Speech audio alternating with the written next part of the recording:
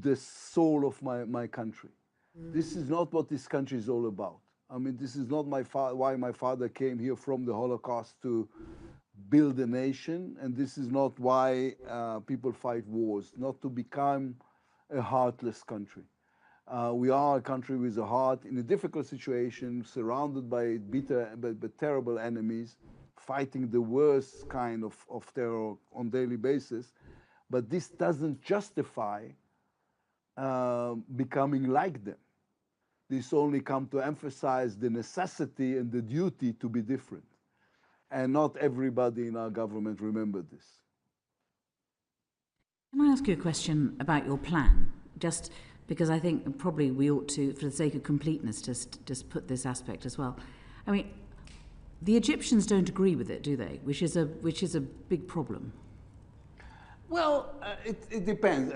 You know, when I was in Washington discussing this, I said to them, you have to understand, because we know the Egyptians pretty well. The first thing they're going to say is no, and then they're going to discuss it.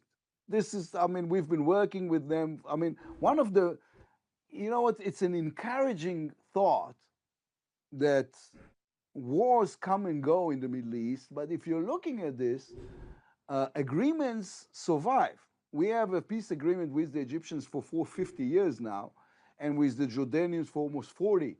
And the Abraham Accords that everybody thought were really, really fragile has lasted the last 2 years of what happened in Gaza. So the agreements we are signing has seemed to be more solid than the fighting that came before them.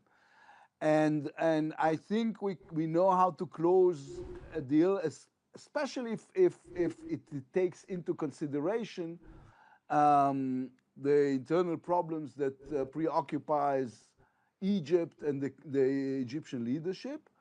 And besides, and people needs to remember, and I reminded the Egyptians that the reconstruction and rebuilding, rehabilitating of Gaza is going to be the second largest economical project in the Middle East after the rebuilding, reconstruction, and rehabilitating of Syria. So it's big business. It's the right thing to do.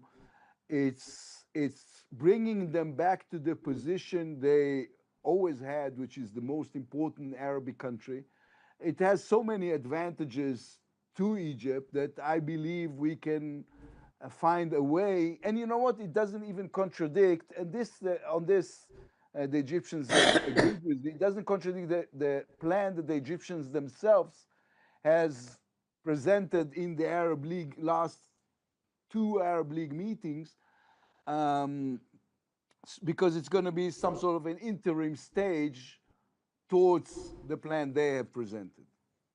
What you mean is the plan that the rest of the world believes is the way forward, which is 2 states. The rest of the Arab world. Yeah, but they also want 2 states. Well, as I said, we don't want to. Listen, there was a funny. It was funny to me. I don't know if you're going to find it funny. Before the conference in Saudi Arabia, when President Trump went to Riyadh and everybody was invited but us, and somebody asked me about this, and I said, this is weird. This is because the only thing the Saudis wanted was that Netanyahu will say something about the possibility of somewhere down the road in the far future, if all Palestinians will converted to Judaism and become blonde, then we will agree to a 2-state solution. And he refused. And I've said on Israeli television that this was the very first time ever that everybody was asking Benjamin Netanyahu to lie, and he refused. So, yes, eventually I want peace with the Palestinians. And this shouldn't be off the table ever, because this is what I want for my children. And not being able even to say it out loud is just not only ridiculous but also cowardly. This is not going to happen in the near future, but we have to have a future. And on top of this, of course, the necessity not to take steps in the West Bank that will make things irreversible.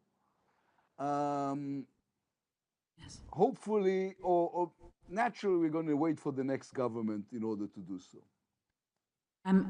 Thank you very much. Well, your staff are sending messages to mine to say that we ought to wrap up, but I'm going to ask just one more question for Uma. Just behind the camera, I'm looking at, there are 5 people who's doing this all the time. Whereas I have people behind the camera saying, keep speaking, we want to hear more of what you have to say. But Uma, you can ask the last question. Thank you, Chair. And thank you, Mr. Lapid, for your evidence today. You said that you wish for peace between the two people, as do we all, and I think so too do the rest of the world. To get there, we do need to see this two-state solution. You know, it has been kicked down the road for quite a long time. The situation in Gaza is perilous. The hostage families are crying out for an end to this. The people of Israel have suffered for a long time, and the Gazans are suffering daily. How do we get to the two-state solution if the Knesset are not willing to say this out loud or have this conversation?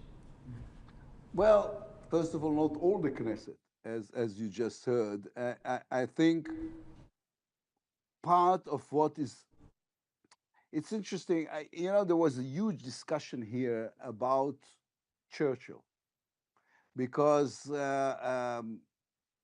Netanyahu's followers said all the time, you see, he's the new Churchill, now he fought Iran. He was the one who said, when he was walking alone in the dark, saying Iran is the biggest threat, now the entire world understands, as Churchill did before World War II.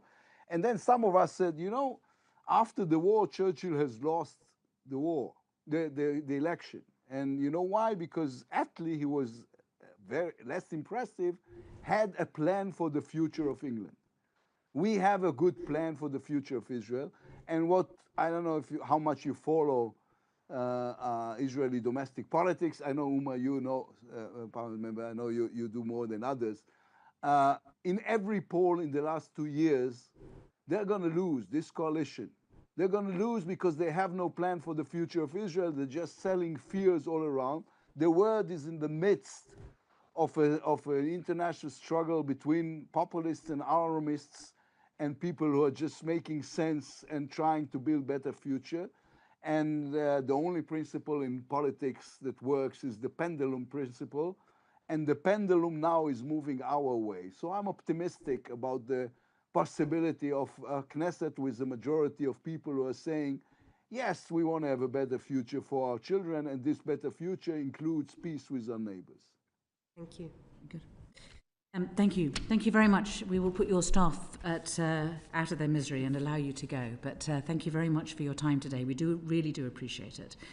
If there's anything that occurs to you that you think that perhaps you would also like to put before us, then please do write to us after this session. And again, thank you again.